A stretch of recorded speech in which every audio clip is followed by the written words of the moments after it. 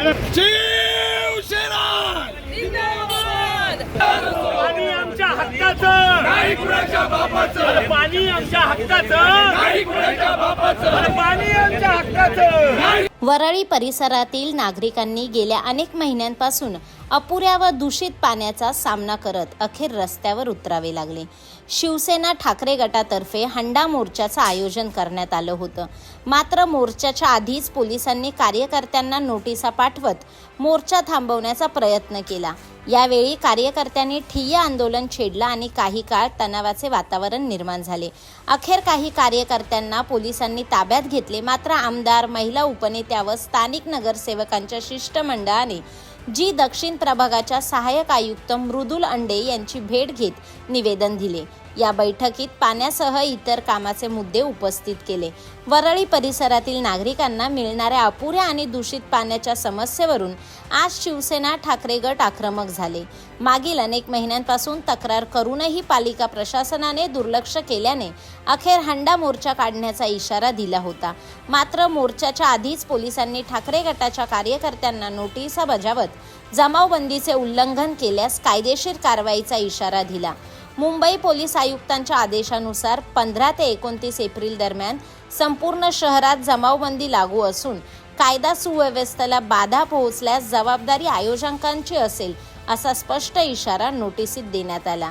तरी देखील ठाकरे गटाचे कार्यकर्ते मोठ्या प्रमाणात या मोर्चात सहभागी झाले।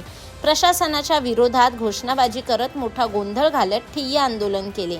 यावेळी माजी महापौर किशोरी पेडणेकर, सचिन आहिर, आमदार सुनील शिंदे, स्थानिक पदाधिकारी आणि मोठ्या प्रमाणात कार्यकर्ते उपस्थित होते। विधानसभेच्या वतीने मी असेल, आदरणीय सुनील शिंदेजी असतील, किशोरीताई असतील, महेश सावंत असतील, आमचे विभाग प्रमुख आशिष चेंबूरकरजी आहेत, मंगीताई वरळीकर आहेत, स्नेहल आंबेकरजी आहेत, यांच्या नेतृत्वाखाली आम्ही हंडा मोर्चा काढण्याचा प्रयत्न करत होतो। परंतु आपण सर्वांनीच बघितलं असेल की ज्या हुकुमशाहीने संपूर्ण मुंबई शहरामध्येच हा मोर्चा आणि आंदोलन होऊ द्यायचं नाही, ही भूमिका सरकारने घेतली आणि सरकारच्या आदेशाचं पालन करत असताना पोलिसांनी अडवण्याचं काम आम्हाला केलं। असं असला तरी देखील आम्ही हा मोर्चा पुढे नेणारच ही भूमिका घेऊन हा शिष्टमंडळाच्या माध्यमातून आम्ही आता G-Southच्या संबंधित अधिकाऱ्यांना आम्ही भेटलो, त्यांना आम्ही निवेदन देण्याचं काम केलेलं आहे। परंतु कुठच्याही प्रकारे समाधान आमचं झालेलं नाही आणि आम्ही त्यांना सांगताना हे सांगितलं की हा विषय आम्हालाही माहिती आहे की मुंबई शहराशी संबंधित आहेत, कारण मुंबई शहराला पाणी देणारी जी 2-3 धरणं आहेत त्याची जी पातळी ही जी कमी होत चाललेली आहे,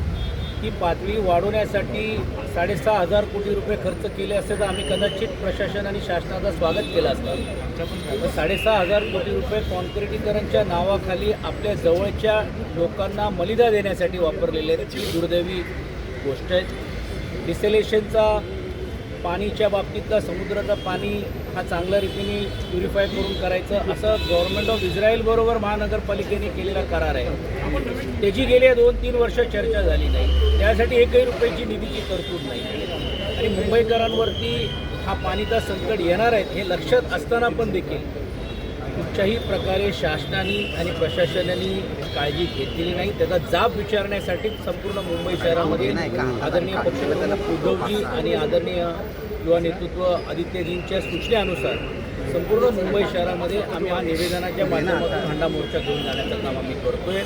G-Southला पण आम्ही आज आलो होतो, काही समाधानकारक उत्तर देता आलं नाही, कारण G-Southमध्ये जेवढ्या बांधकामं वाढलेली आहेत, एवढ्या मोठमोठे हॉटेल्स आहेत, मॉल्स आहेत, त्याच्यामध्ये जो लागणारा जो पाणी आहे आणि ते त्यांना मिळालंच पाहिजे, त्याच्याबद्दल दुमत नाही, पण नवीन बांधकामाला पाणी मिळतो आणि जुन्या चाळीला पाणी मिळत नाही किंवा आमचं पाणी हिसकावून घेतलं जातो अशी भावना सर्व लोकांमध्ये झालेली आहे। म्हणून आम्ही मागणी केली की G-Southमध्ये नवीन बांधकामांना आमच्या मुंबईतला पाणी स्थिर जो होत नाही, पावसाळ्याचा होत नाही, तोपर्यंत अशा लाईन नवीन देऊ नये, त्यांना टँकर वापरू शकतात ते आणि ज्यामुळे सर्वसामान्य लोकांना विशेषतः स्लममध्ये चाळीमध्ये राहणाऱ्या लोकांचा पाण्याचा प्रश्न हा सुटेल।